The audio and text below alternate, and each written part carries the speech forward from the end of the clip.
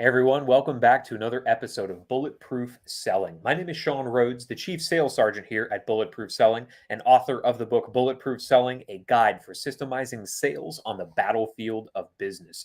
If you're tuning into us for the first time or the 130th time, we have something like that many episodes out there right now, then you know that at Bulletproof Selling, we are all about the idea that hope is not a sales strategy. And so we are here each week, often multiple times a week, to help you remove hope from how it is that you sell. Whether you're selling a product, a service, a commodity, or a customized solution, chances are hope is entering your sales cycle more than you'd want it to. And I know that because in my work studying some of the highest performing teams on the planet across the US military, where I was able to work alongside some of the highest performers in the military, these men and women are dedicated 24 hours a day, 7 days a week to being excellent at what they do because the stakes are so high. It's the difference between people coming home or not coming home. Even they recognize that hope enters the picture. So if they can take the time to assess how to remove hope just a little bit more every week, then no matter what industry you are in as a salesperson or as a sales leader, we can take the time to do that too. So here at Bulletproof Selling, we bring on guests that have been Hall of Fame speakers, best-selling authors, people that have managed multinational sales teams, and people that are still managing those sales teams to make sure that you, whatever topic we end up deciding on, can use the system that we build. And that's what we do with our guests. We build sales systems that remove hope from how we sell, whether it's early on for identifying an ideal client profile, or whether it's all the way at the tail end of the sales cycle, getting you paid sooner and more efficiently, or maybe it's generating more referrals. We've touched on a lot of different areas here at Bulletproof Selling. So when I get to bring on a guest to build a sales system with, one thing that we always try to focus on is the concept of mission. And I'm not talking about your company's mission statement. I'm not talking about your salespeople's commissions. I'm talking about the missions of the folks that we are here to serve.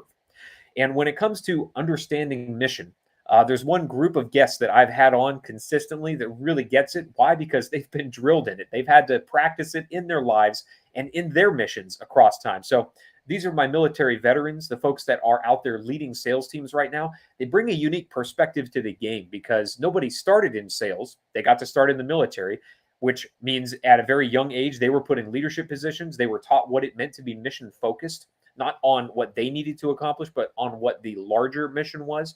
So I'm really excited to bring on today's guest because not only is he leading a sales team, he's still carrying quota.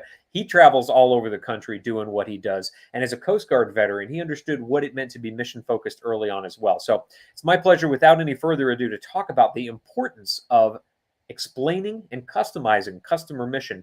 Mr. Brian Harvey, the Senior VP with Marsh McLennan, deals with private client services for extremely high net worth clients. So if you think your prospects are difficult to deal with, imagine somebody that has a whole bunch of money, which means a lot of choice. Those are the prospects that this gentleman is up against every day. Mr. Harvey, welcome, sir, to Bulletproof Selling. Hey, good morning, Sean. How are you? It's a great day, sir. It's a great day. One, thank you for your service with the U.S. Coast Guard. Many people don't know, smallest branch of the United States military, which means that you folks are usually out somewhere. With being small doesn't mean that you're not doing anything. You're pushed all over the world. So I'd love to hear, sir, about your experience in the Coast Guard, how you felt like that contributed to your success as a sales leader, your journey through sales. You know, what is that 30,000-foot overview for you?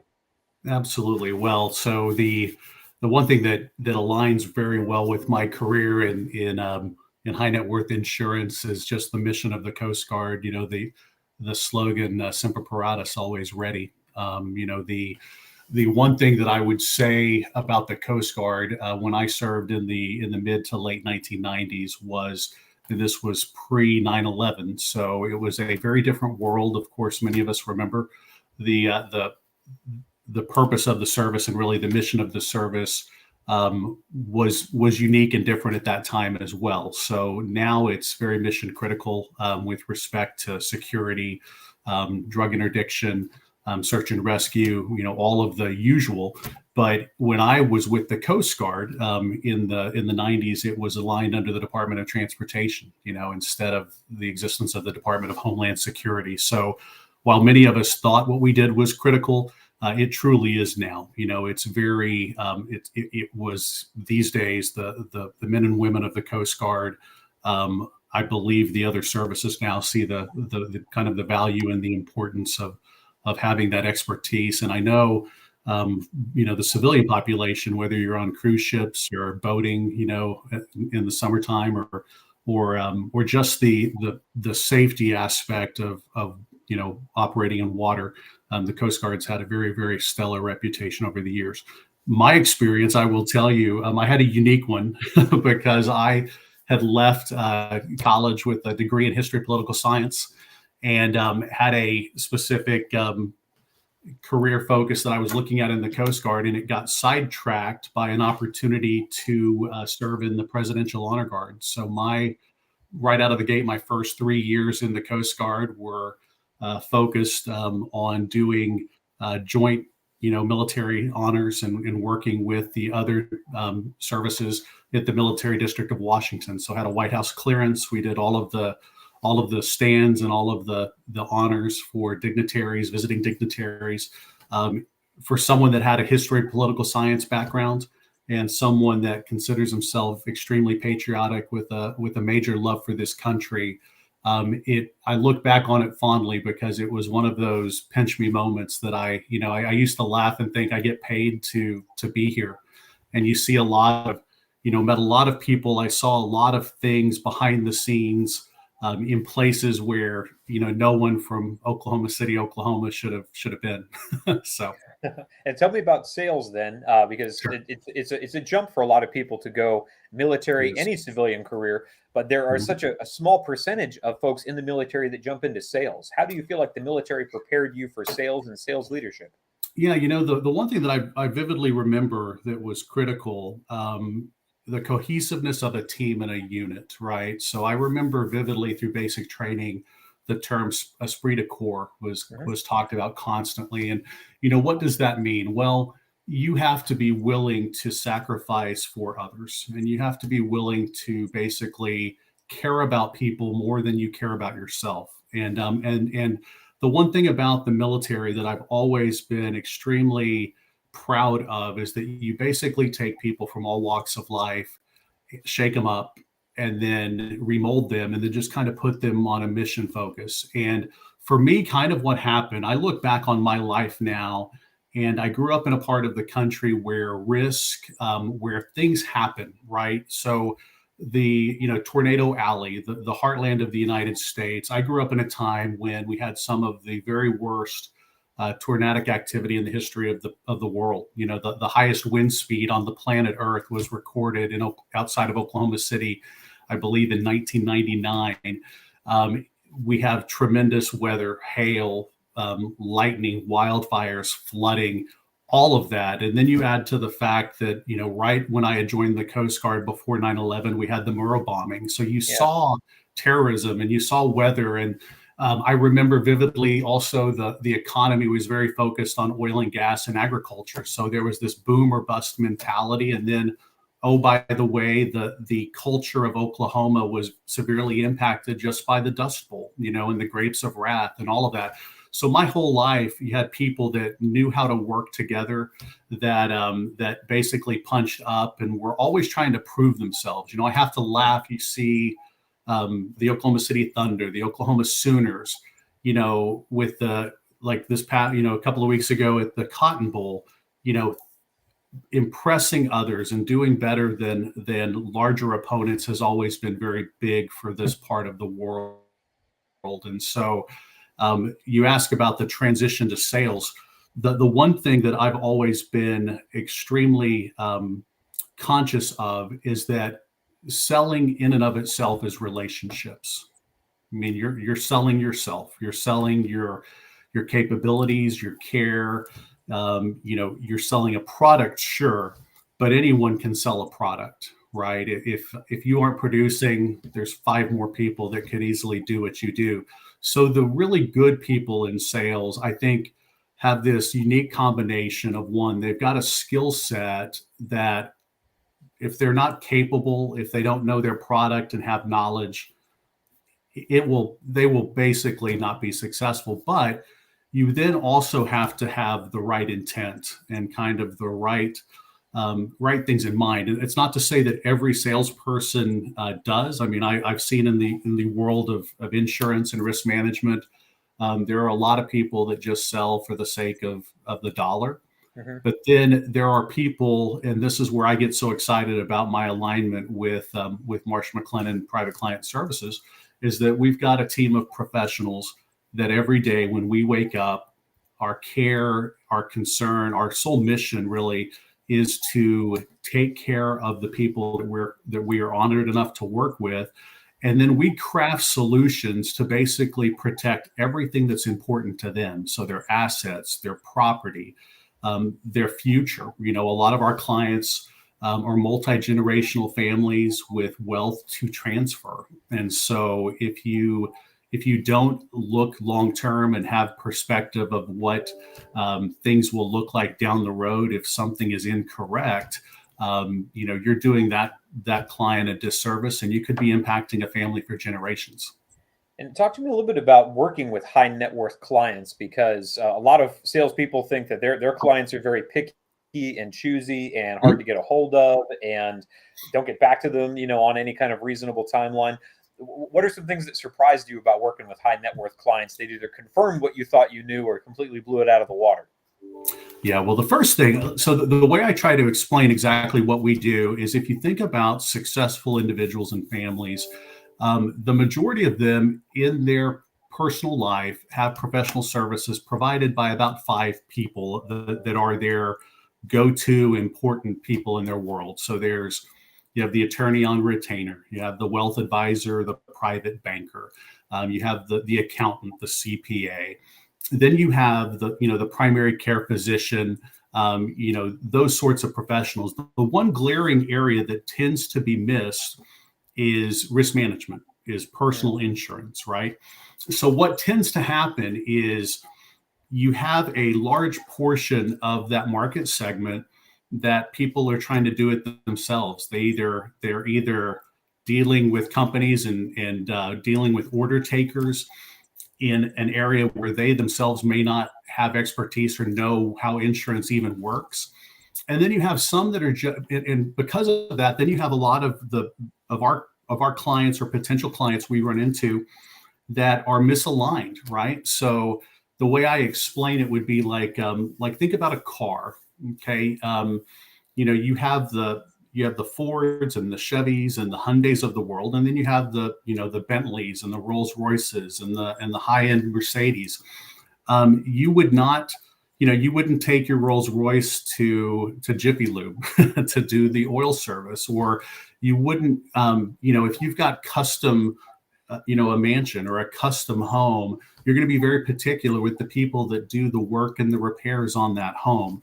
Yet in the world of insurance, the market itself has basically done itself a disservice in explaining what's different about different companies and what's different about products and the needs. During football season, I like to joke that you can turn on the television and every other ad is about insurance, and you're supposed to save money, get it in 15 minutes. Or the big thing for me that's just sad is they dumb down their own client base, right? So everything's humor or everything is satire, instead of what people need to realize, and that insurance is the law of averages. You want to pool your risk with other people just like you. Why, if I'm a successful person that I have assets to protect, very good property, like I expect the best repairs and all of that, why would I want to go to a company that they're using a caveman to attract risk, or a lizard, or whatever that is? Yeah. And so I think the way that I would explain it is, with a lot of our clients and a lot of our prospects and their professionals that they work with, we do a lot of educating. And I always talk to people about, with your personal insurance program, you just want to set a baseline. You want to have someone in your life that's looking out for you and that can offer advice and some solutions and think outside of the box. Because so many of these people, if you're worried about your exposure on your home in the Florida Keys or on the coast during hurricane season, it's too late. you know. So I want to then build a sales system around this issue because I think it would help a lot of different salespeople. But I'm curious where you see your salespeople and in the industry as well fall Mhm. back on the hope that my clients or my prospects will be able to differentiate me. That if I show up, I'm a unique person. So why wouldn't they see that out of the gate? When what I don't see is that they've been called by 5 people with my exact job title in the last Right. couple of weeks. Right. So I'm basically showing up selling a commodity until I differentiate myself. Where do you see your salespeople hoping that the prospect will get the point that you actually do offer a unique service? Yeah, that's a great question. The one thing that that I've always, I think it's human nature, and I think people psychologically really, really avoid resistance, pain. I think what happens a lot of times in not just in our industry, but I think sales, especially if you sell, let's say you sell products or you sell a service, that there is an extreme amount of either profit or just esteem or success associated with that, right? So you've climbed the mountaintop, you've won the deal. It's someone, or it's a, it's someone that hey, you pat yourself on the back and then you take a breath, and then human nature can kind of take over and you rest on your laurels, right? Or your ego takes over. Where I think a lot of salespeople, especially kind of in my field, where you have to be very careful, is you have to constantly be pushing ahead. You have to challenge yourself because the way I have looked at it is, so you've got a big client now or a large account. Okay, that's great. That's our job, but our job is multifaceted. One, we've got to bring value to the firm, right? And we've got to spread the message of who we are and what we do. And then we have a really kind of a sacred trust in that we are protecting the financial and the personal well-being of successful individuals and families. And I mentioned, protecting their wealth and their generational wealth. Because of that, I always look at it and I wake up every day realizing that just because we had success with one, there are multiple people that are exposed, and um, they don't realize that they are exposed or that they're at risk. And so, where I challenge, my colleagues and really, my sales team is on pushing yourself to be as visible as possible, right? If you're not getting the message out that we're different, that we have capabilities that others don't, they sit back and they hope that, well, someone will recognize how great I am, or they'll recognize our capabilities. And in reality, you have to connect every day. You have to really just, put your boots on, go to work, really stick your neck out, and it's one of those things that you would think in some careers that the more successful you get, you can take a back seat and relax a little bit. This is one of those that what we do is not just a service per se, but it's protection, and it is and it's protection of property, it's protection of assets, it's protection for income. Things Mm. like uninsured motorist coverage. If you're the primary breadwinner for a family, and another person hits you in an auto accident and they're not insured, or that it's a hit and run, or they drive away, does that primary breadwinner in that family have the protection that the family needs? There's a lot of that goes into it. So the big thing for me is just challenging the team, challenging colleagues to always stay engaged and stay hungry, and realize that we're not just selling a product. I mean, we're actually, impacting and protecting people. So let's build a system around differentiating a item that we sell. Could be a Mhm. product, could be a service. We've got listeners that are doing both. But taking it from the realm of being a commodity into something that our customers understand is a specific solution for a problem that they have. And Right. it may look on paper the same as your other 5 competitors, but you've done the work, as you mentioned, to be visible, to be out there, to be value driven, so that Mhm. your prospects and your customers see, oh, this is a solution that has been customized for me. So When Right. we trimmed hope away in the military, whether we were boarding ships, in Coast Guard terminology, or whether we were Mhm. out there on the battlefield, every new system that we brought to play removed hope. So we were able to Correct. trim hope away with every system. Sales is exactly the same way. Wherever in this grand, sales cycle that we're in, we implement a system, hope disappears just a little bit more. So we use Right. this acronym TRIM here at Bulletproof Selling to build our sales systems. The T in TRIM is the trigger. If Mhm. I'm setting myself up in an industry where I know things are very commoditized and I want to differentiate myself as early as possible, where is the trigger that this system needs to get pulled off the shelf with? Is it when I'm about to reach out to a client or a prospect? Is it when I'm looking at my marketing messaging? Where do you recommend your salespeople start in differentiating themselves? So I would say the biggest area right off the bat is, and I've always known this to be the case, is that if you're doing things right, your reputation precedes you, right? Mm, So we have the advantage right now that Marsh McLennan is the largest brokerage in the world, and we have capabilities that others don't. But where I look at it is that you have to be best in class in everything that you do. Okay, best in class with respect to service, your willingness to help, just your reputation and standing in the community. So right off the bat, I always like for people to strive to be known, strive to be really industry best in terms of what we do. And I think a lot of that comes back to not relying and resting on your laurels and just hoping. You have to really engage so that when you finally do, people, the door is already a bit open. I mean, one of the things that we have a lot of luck with is that even with team members maybe that are new, for instance, our reputation, the brand, gets us a head start. mhm. My hope is that the reputation of the broker itself also is equal with the firm. So Gotcha. And so we've got then the first step being, where are you already differentiated? What are you exactly. best in class in?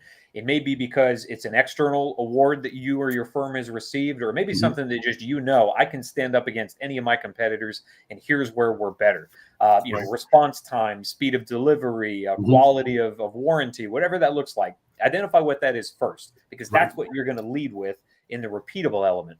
So now we're in the R in trim, which is making this a repeatable process. So now I'm getting ready to reach out to my prospects, or I'm in those conversations. What are the 4 or 5 steps that you would want your salespeople to follow if they were going to take that differentiator and leverage it so that that prospect understands this is not a commodity? Right. Well, I think the biggest thing for us, in terms of, and one thing that, to kind of piggyback on the trigger part, one of the things that really helps us is that with every carrier partner that we represent, we're the largest partner that they have Mhm. globally, right? So we have the alignment not only with our expertise, but who we work with as well.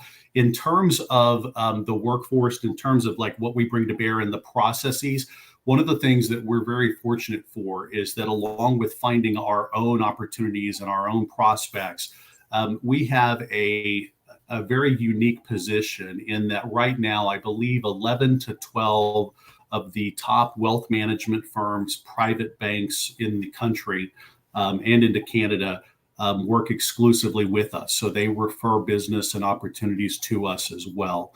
And so, because of that, we do have some methodology and some onboarding and platforms and systems and things that are unique to us. But that being said, one of the things that I absolutely have found of tremendous value is that we treat every prospect. If they match our ICP, so our ideal client profile, we treat every prospect as an individual prospect. So we're not trying to force feed, do cookie cutter recommendations. Everything is, the best way to describe it is customized based on the needs of that individual and family.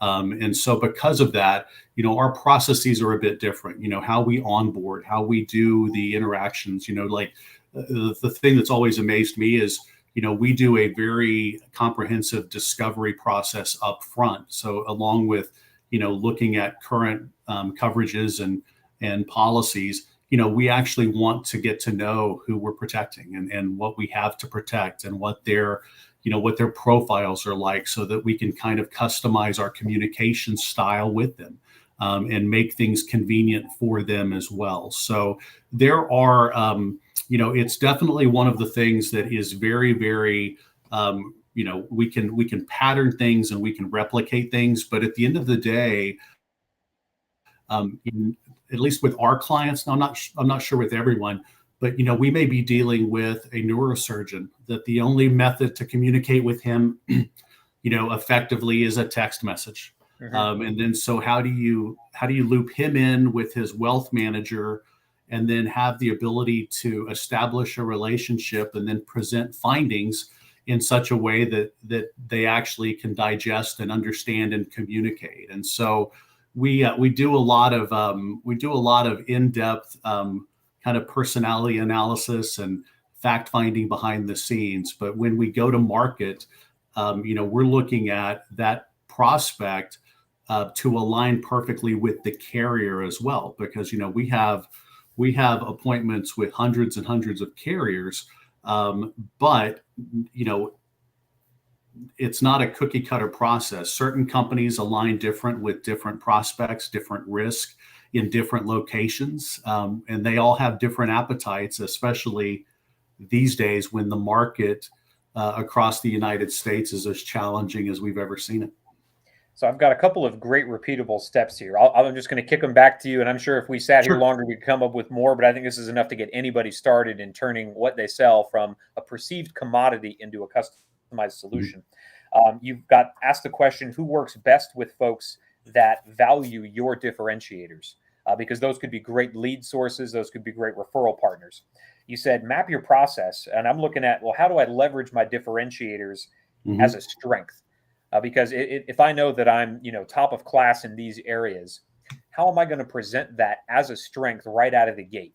Because I want to make sure I lead with my strongest point. I don't want to wait 30 days or 3 months into the sales cycle before we finally discover, oh yeah, the thing that I'm best at doing is the thing my prospect values the most. I want to shorten my sales cycle by getting that out front. You mentioned, how are you going to communicate your differentiators, and what is the medium by which that is best done? Are your prospects more receptive to text messages? Do they open every email? Are they on social media? That's the way you want to put those differentiators forward first. And then finally, this is a great final step here. How are you going to eliminate those folks that don't value your differentiators from your sales cycle? Because if I know I'm best at this, and my folks, my best clients see that right out of the gate, if I communicate it and they buy because of it, I want to get more of those folks in my pipeline. I don't want to try to, cast the net on the 80% that don't give a rip that I'm best at this one thing. So, and great repeatable process. Well, and that, that last step, especially, like the disqualifying is almost as important as the qualifying. And for a couple of reasons. One, our market is so specific and so unique that that we need to really be able to have extreme clarity of focus on who we're looking for. It does not help. I mean, truthfully, it doesn't help that prospect if we're wasting their time, nor does it help ours. That said, I'm a big believer in a couple of things. One, doing right by people, just helping, and a big believer in karma. So, I mean, we're an organization that, I will say this, if we do not have a solution, or if we don't feel like it's the right solution, we at least care enough to help them land where they need to go. We will never just say, thanks, bye. We're going to make sure that we can get them aligned with someone else professional enough to care about what their needs are. And so now, will that always be with our company? No. I mean, there are times if we can refer internally, we will. And we do have some solutions in the middle market space where we can easily hand off. But a lot of times it may just be recommending to others. And that's where, and I mentioned the importance of relationships and putting yourself out there and being known in your community. That's important as well, because I can't tell you how many times over the years that we have had opportunities come back to us just off of being kind and helping people. It's almost like the universe knows, right? If you're out there and you're receptive and you care about other people, things tend to work out. So the ion trim that I want to focus on now, because Coast Guard's very familiar with this. The things that we've learned over the years for how to do things better. Every single Mhm. one of those updates our process in the military. So we're not Exactly. boarding ships the same way we were 100 years ago because we've learned things. So as we learn things, implementing this system for how we differentiate ourselves to turn this commodity into a customized solution, what are some ways that I can sit back a month or a quarter from now and look at things to improve about this? Should I look at changing market data? Should I look at changing buyer needs? Well, what are the things that you recommend I look at to say, how do I make this even better? Right. So I think the first thing that you really have to do, a couple of things, you have to really know what your blind spots are. So, like in terms of our market, I will just tell you that, I may have used the term previously, what a hard market is, like what it looks like. And by that, I mean, essentially, it's kind of the perfect storm of carrier appetite. So, like, where do they want business and what location, what type of opportunities do they want? So that's impacted by underwriting, if they will approve risk or write business. But then there's also a pain point with respect to pricing, right? Just because it may be available doesn't mean it's affordable, and so there may be solutions and things you need to look at there. But a lot of it comes down to really knowing what you can sell and where. And so it doesn't do me any good if I know, for instance, let's say Santa Fe, New Mexico, last year to this year, the fire rating for almost every insurance company and every market in the country and in a specific area of Santa Fe from 1 year went to preferred to high risk. And overnight, that became an area where it's very difficult, almost impossible to write insurance. If I don't know that and I'm putting all my efforts into marketing into that specific area, it does me no good. And it really doesn't help that prospect because there are no solutions. So the first thing that I would always say is know your product, know the market, and know where you have some advantages, right? So that's critically important, especially I would say for every producer, but especially young producers, because your bandwidth is only so wide. I mean, you have only so much capacity in terms of hours in the day and time and resources. So the first thing I would just say is know the market, know where you're competitive. The other thing I would say is you've just got to really, really know yourself, your strengths, like where you can be successful. So an example that I like to use, there is I guess it's a kind of an assessment test called a DISC profile. I don't know if you've ever taken a DISC profile, but I've taken mine a few times over the years and have remained, the same, the SC, and it's gotten stronger over the years. And what I've realized is that I know where I align really well from a personality standpoint, who I work well with. I work extremely well with attorneys, with business owners, people that love details. Where I don't excel or really enjoy those interactions are with people that are just extremely, not personal, just give me the facts or the numbers.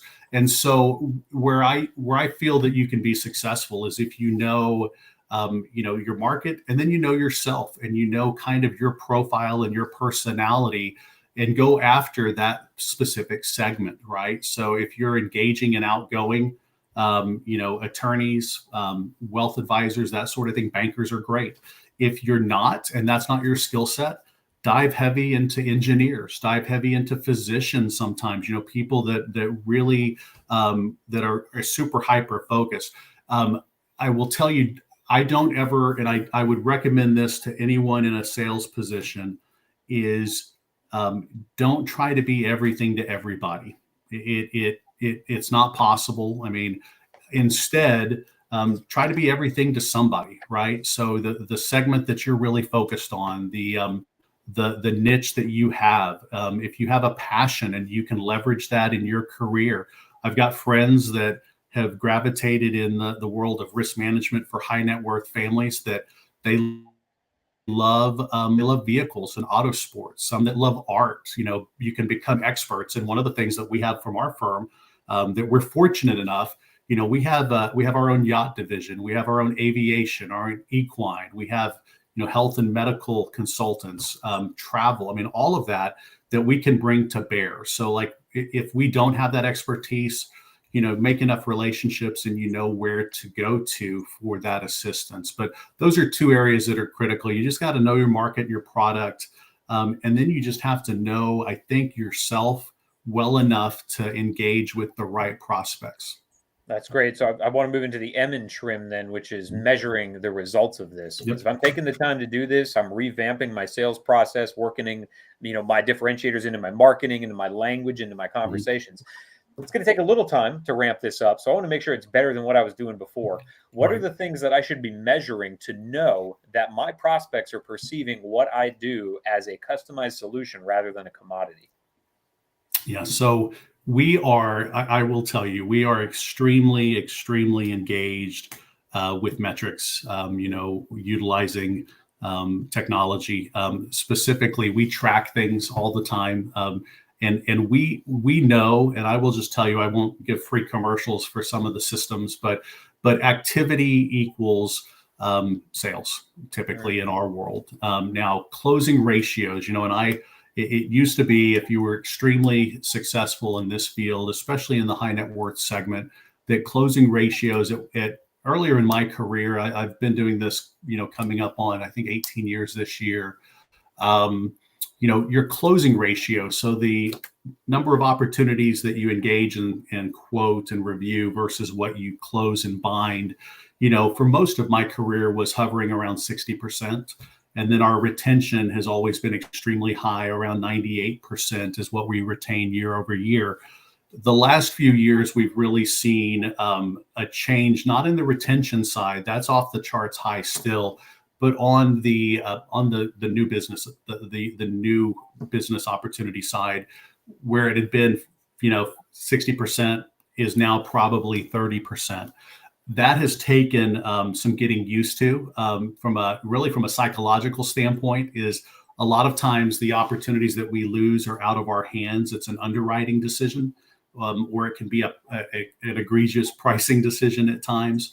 So that has taken some getting used to. But in terms of measuring, what we really look at closely, we look at just engagements. So phone calls, face-to-face interactions and meetings, and then opportunities to review. And so those are the things that we look at closely. And I will tell you, in our world, there's generally about a 3-month lag. And I can tell you, with any producer that is in my organization, you can see their activity right now, and you can forecast their success 3 months out. So meaning, if your pipeline, if your funnel is not active and full, it doesn't miraculously happen overnight. And in our world, especially because most of our cases, we're not you put the data in a comparative rater, push a button, and you get 10 options back. We go to each individual carrier. We engage each individual underwriter. So we have to have the activity and the work product to equal the opportunities on the back end. So it's really, staying consistent, tracking. I'm a big believer, and I will tell you this: even the things that you can't track results from sometimes, but the obvious emails, phone calls, meetings.